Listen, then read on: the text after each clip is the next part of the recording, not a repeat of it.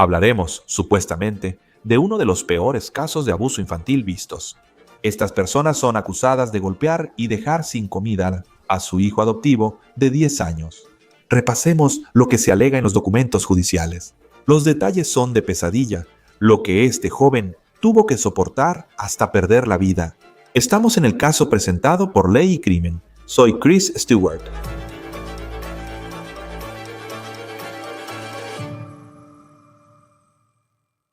No es fácil hablar de casos como el que estamos tratando hoy, y es difícil creer que, si lo que se alega es cierto, los sospechosos en este caso existan en este planeta. Aquí los llevan ante las cámaras de los medios en San Antonio, Texas. Video cortesía de KENS-TV. Sus nombres, Jonathan y Cristina Miranda, ambos ahora están acusados de asesinato capital. Esta es una foto de su hijo adoptivo. Su nombre era Miguel. Tenía 10 años. Puedes ver esa gran sonrisa que tenía en su rostro. Su madre adoptiva, ahora acusada en este caso, dijo a la policía que Miguel fue adoptado tras ser presunta víctima de abuso, negligencia y abuso sexual. No sabemos cuánta verdad hay en eso según las acusaciones contra esa mujer y su esposo, pero es claro que este niño merecía algo mejor en su corta vida. Esta es la casa donde la policía fue llamada el 24 de septiembre a las 9:22 p.m. Les advierto de nuevo, no es fácil hablar de lo que dicen que hallaron en esta casa. Y esperen a escuchar lo que el abogado del sospechoso está diciendo en su defensa. Dicen que hay más en esta historia. Dentro de la casa, la policía halló a Miguel inconsciente. Intentaron salvarlo, pero murió. Estas son las lesiones reportadas por la policía.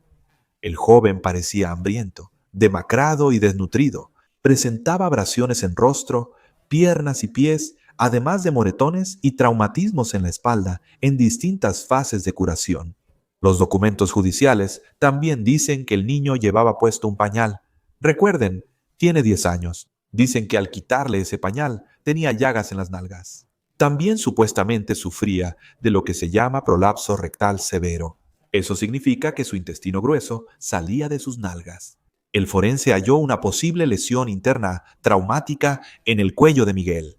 Mientras la policía registraba la casa, los padres adoptivos de Miguel fueron llevados a la estación de policía para ser interrogados. Su padre, Jonathan, solicitó inmediatamente un abogado. Sobre lo que mencionó Cristina, la mamá, primero debes entender lo que la policía reporta haber hallado en la casa y las lesiones que supuestamente tenía Miguel. Dicen que la policía halló heces secas en el cuarto de lavado. También hallaron paneles de yeso rotos, lo que sugiere que ocurrió algún tipo de violencia o pelea. También había una almohadilla que, según la policía, estaba diseñada para mascotas, pero estaba colocada de tal manera que la policía creyó que un humano tuvo que usarla como inodoro. También había tablas en la pared con escritos que parecían mostrar que los padres de Miguel tenían una especie de lista de verificación marcando diferentes tareas que él hacía. Cristina, bajo custodia, supuestamente dijo que Miguel no se sentía bien, por lo que lo mantuvieron en esa habitación unos días para observarlo. La policía indicó en su informe que, según pruebas como la materia fecal seca, Cristina aparentemente mentía. Cuando los oficiales le preguntaron cuánto tiempo estuvo Miguel en esa habitación, al igual que su esposo, Cristina supuestamente pidió un abogado. La policía informó que entrevistaron a otros niños de la casa. Supuestamente, los niños dijeron que Miguel era golpeado físicamente todos los días. Dijeron que los padres supuestamente usaban una paleta de madera o una paleta de goma con metal por dentro. También supuestamente levantaban a Miguel por los pies y luego lo arrojaban al suelo hasta que dejara de moverse o de quejarse.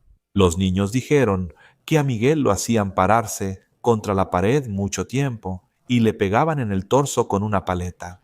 La policía también señala que cuando los niños daban lo que creen que son declaraciones corroboradas sobre lo que le estaba pasando a Miguel en la casa, pedían que no se les dijera a sus padres lo que estaban diciendo. Y en cuanto a que supuestamente Cristina dijo que Miguel estuvo encerrado en la habitación por un par de días, la policía en realidad cree que el niño estuvo en esa habitación aproximadamente un año. Miguel también tenía costillas fracturadas, varias de ellas en diferentes etapas de curación, según el médico forense. Ambos fémures estaban dañados. Su brazo estaba dislocado. Había muchas lesiones, pero la causa preliminar de muerte fue una laceración en el intestino inferior, según el médico forense. Creen que fue causado por un golpe, patada o un objeto que lastimó al niño. Jonathan y Cristina Miranda enfrentan cargos de asesinato capital. Por más horribles que sean esas acusaciones de escuchar, ciertamente son difíciles de decir. Hay más en esta historia. Esta foto de la pareja es de Facebook. KPUE Televisión informa que Jonathan Miranda contrató a un abogado tras la muerte de Miguel, quien trabaja en un caso del Servicio de Protección Infantil y la investigación del hogar. Este abogado no está involucrado en el caso de asesinato capital que enfrenta Jonathan Miranda, pero ese abogado le dijo a la estación de televisión KBUE Televisión que Miguel en realidad estaba sufriendo de una condición física y conductual preexistente y que estaba relacionada con un tumor cerebral previo. También dice que el niño se golpeaba la cabeza contra la pared e incluso era agresivo con las personas. El abogado afirma que 6 niños vivían en la casa y recibían educación en casa, aunque Miguel fue atendido por médicos antes de fallecer. Me acompaña la abogada y exfiscal Bridget Williams para hablar de esta historia de Texas. Siempre es un gusto tenerte en Law and Crime. Sé que esta historia ciertamente no es fácil de hablar. Fue muy difícil leer la orden de arresto para estos padres y la causa probable que menciona la policía. Desde el punto de vista de la fiscalía, ¿qué te llamaría la atención si estuvieras procesando este caso solo basándote en lo que la policía dice que encontró en la casa? Varias cosas llaman la atención. Lo expresaste perfecto. Es muy difícil incluso leer la información sobre lo que le pasó a esta niña, porque eso es exactamente lo que es una niña. Algunas de las cosas que destacarían de inmediato serían los traumas pasados. Así que mostró que tenía, por ejemplo, un historial de laceraciones en su cuerpo, cosas que estaban sanando en su cuerpo, heridas anteriores, lesiones previas que estaban sanando. Y eso es algo que muestra un sentido continuo de abuso, ¿no? Algún tipo de lesión que ya estaba ocurriendo antes y de la que él se está recuperando. Y eso significa primero que no era la primera vez que algo le pasaba y que él estaba experimentando eso una y otra vez. Y eso sería algo que como fiscal mencionaría en un juicio.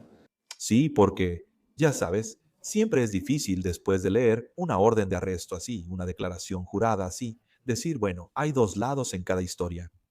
Pero este abogado defensor de Jonathan Miranda, que no está manejando el cargo de asesinato capital, pero supongo que lo está representando en la investigación del Servicio de Protección Infantil. Según se informa, él dijo que el abuso ya ocurría antes de que este niño fuera adoptado por los Miranda, que el niño había sido víctima de muchos tipos de abuso en el pasado, que aparentemente tuvo un tumor cerebral en algún momento, y que eso lo llevó a tener una condición.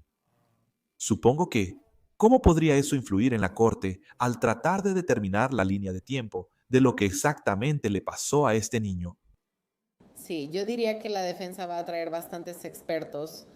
Van a contratar a varios expertos que digan, bueno, las laceraciones y varias lesiones que él tenía, ya sabes, podrían haber sido causadas hace muchos años. Podría ser, no lo sabemos.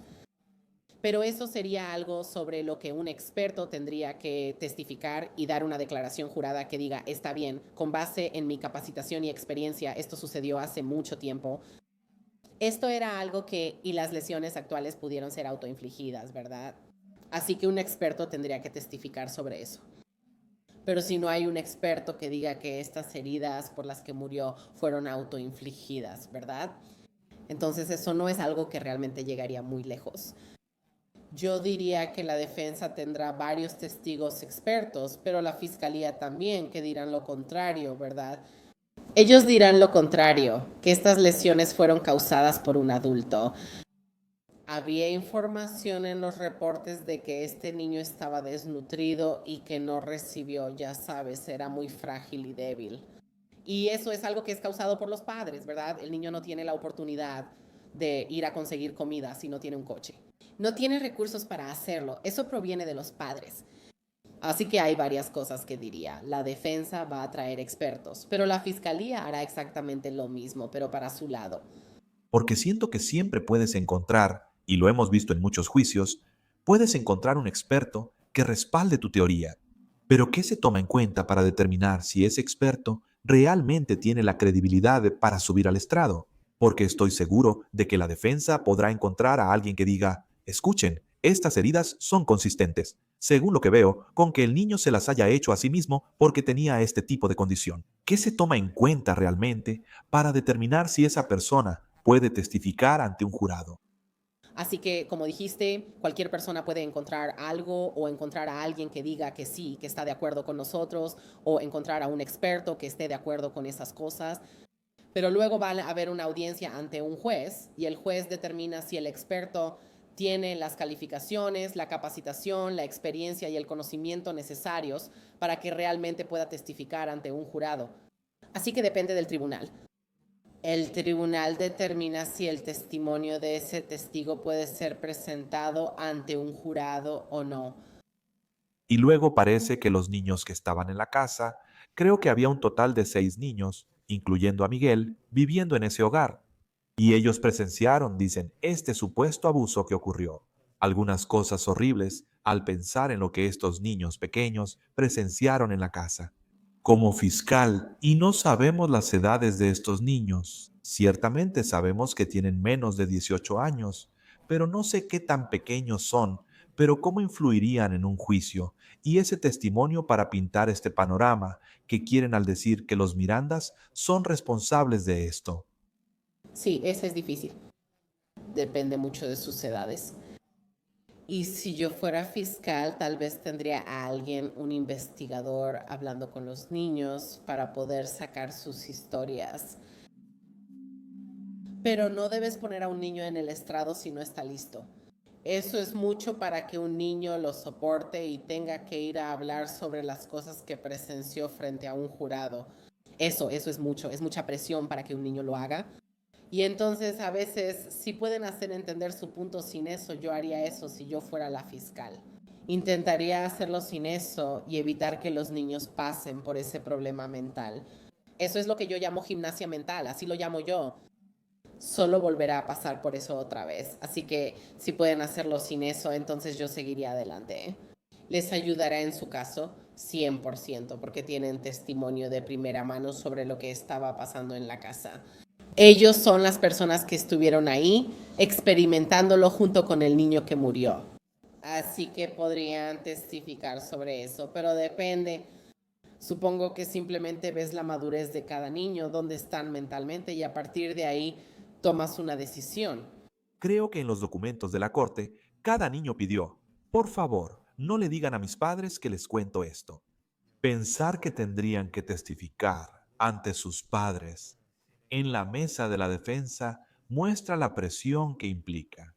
Pero también creo que para un abogado defensor, y por eso los abogados defensores ganan bastante bien, es porque si un niño sube al estrado y tú tienes que ser la persona que cuestione su credibilidad en esa sala frente al jurado. ¿Cómo hace un buen abogado defensor para lograr eso de una manera en la que no aleje a los miembros del jurado?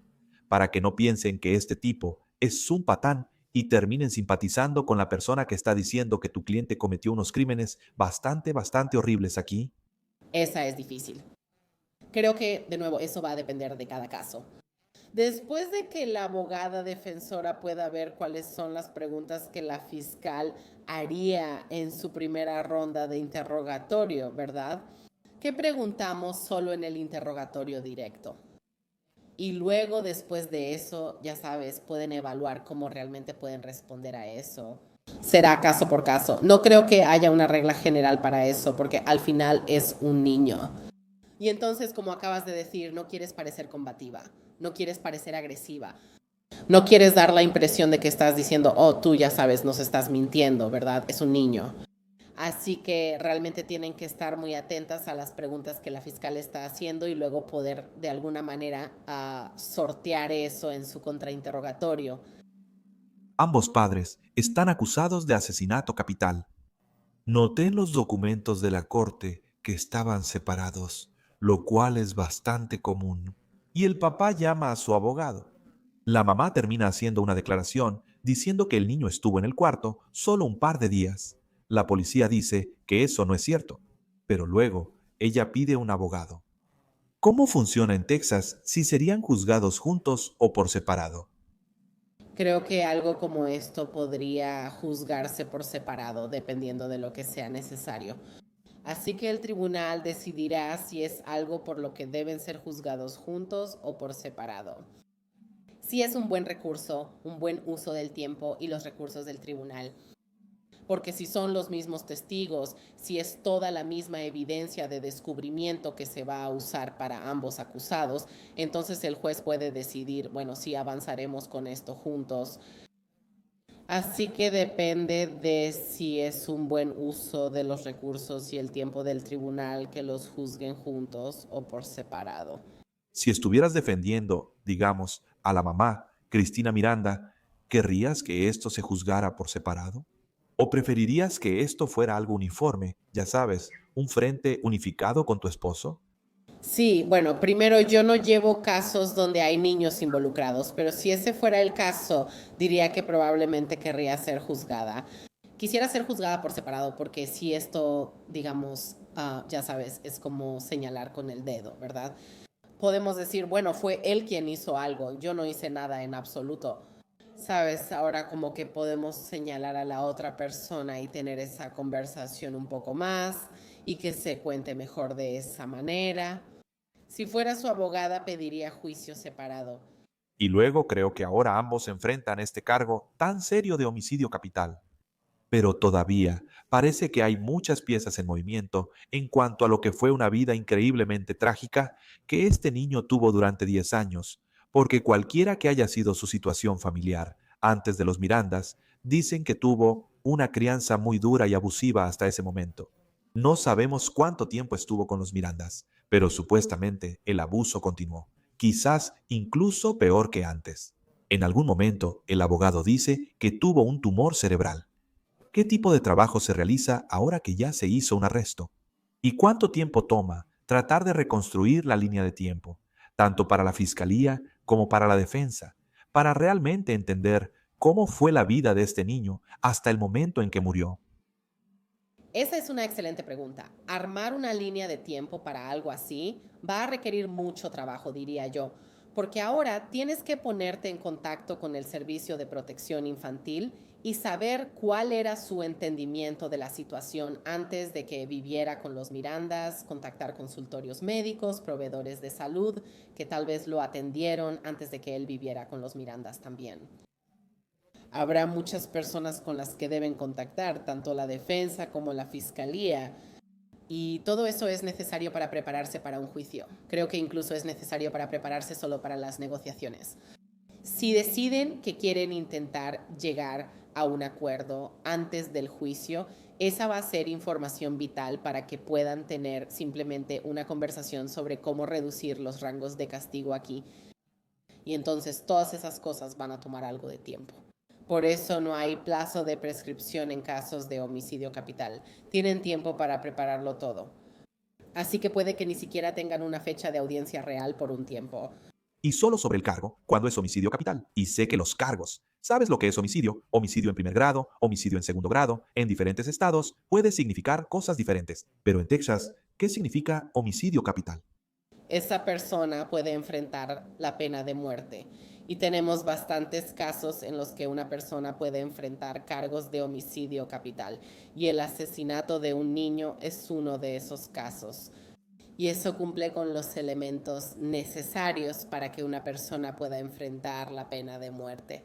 ¿Encuentra usted, y tal vez no en casos en los que haya participado como fiscal, pero hablando en general en Texas, que tener ese cargo de homicidio capital y la posibilidad de la pena de muerte para un acusado puede ser una herramienta de negociación efectiva para la fiscalía, al tratar de determinar, tal vez, cadena perpetua, sin libertad condicional, en lugar de hacer que estos niños tengan que testificar en un juicio, lo cual puede que no quieran hacer?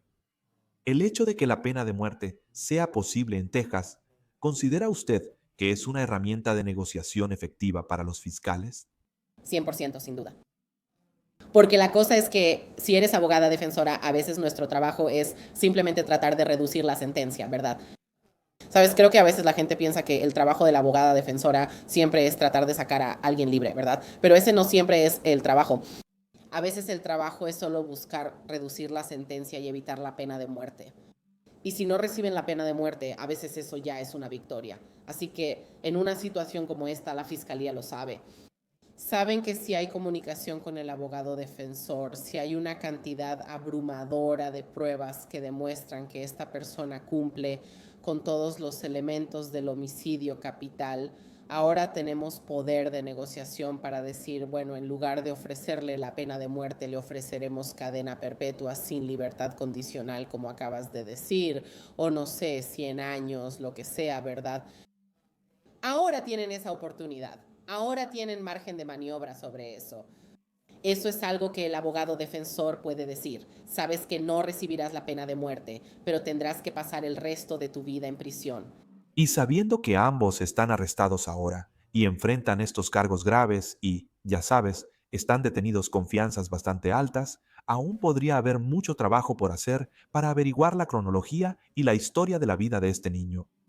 Supongo que, normalmente, ¿cuánto tiempo toma desde el arresto hasta una posible condena y juicio en un caso como este?